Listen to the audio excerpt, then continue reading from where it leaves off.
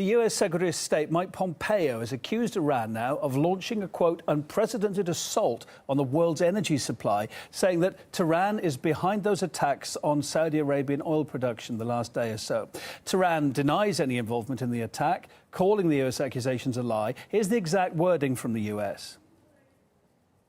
We call on all nations to publicly and unequivocally condemn Iran's attacks. The United States will work with our partners and allies to ensure that energy markets remain well supplied and Iran is held accountable for its aggression. Such accusations, as well as blind and inappropriate comments in the diplomatic context, are incomprehensible and meaningless. In international relations, even hostility has borders, but the U.S. seems to reach that.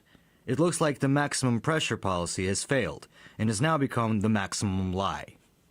Oil refining in Saudi Arabia has now been halved as a result of fires at two major state-run facilities. Eyewitnesses shared a video on social media of a huge blaze where gunshots can apparently be heard in the background.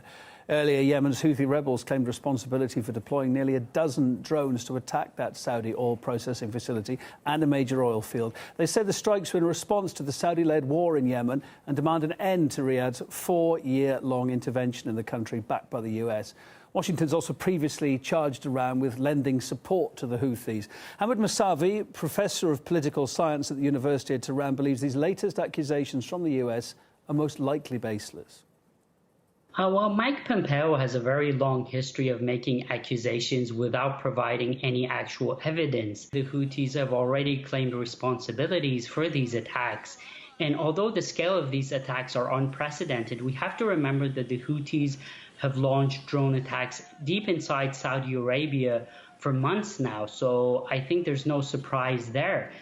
The U.S. has accused Iran of sending weaponry to the Houthis, but we also have to remember that Yemen has been under a very severe military blockade by the Saudis, with the help actually of the Americans, for over 4 years now, making it very difficult to even send food, let alone weaponry.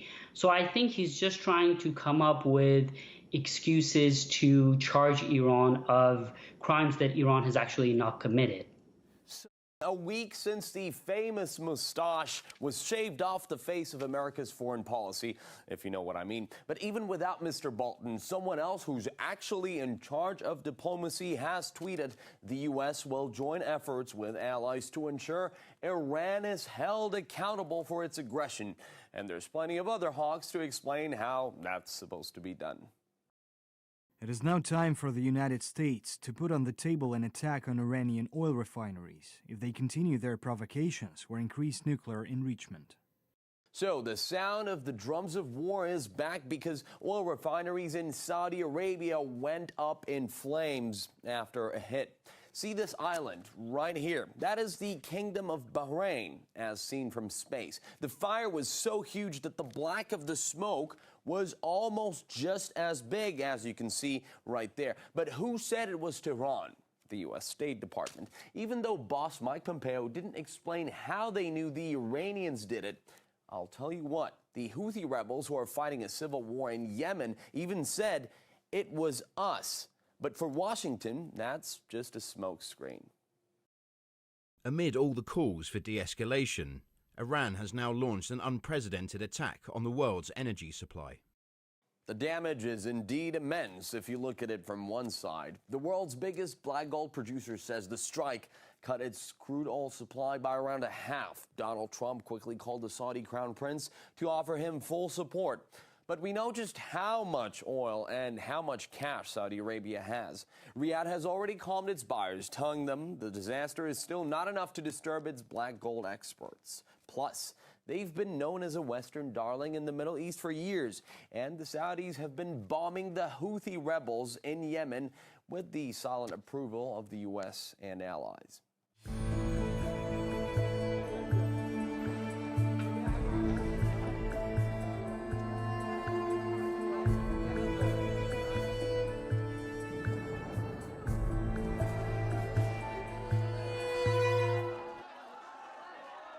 But back to Iran, the #1 troublemaker in the area, through Washington's lenses, I mean.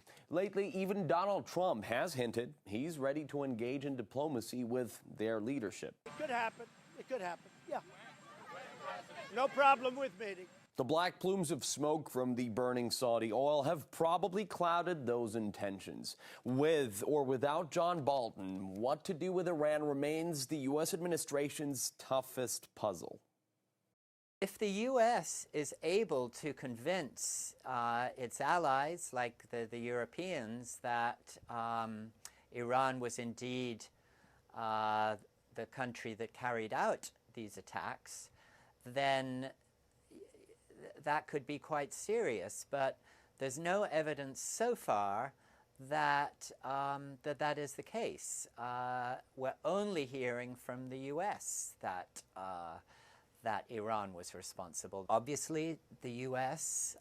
is trying to put maximum pressure on Iran, but it remains to be seen whether that will be effective. This is the first major incident the U.S. has faced since Bolton either resigned or was fired. And so we will have to watch closely and see who is driving this very isolated but aggressive response to these attacks in Saudi Arabia.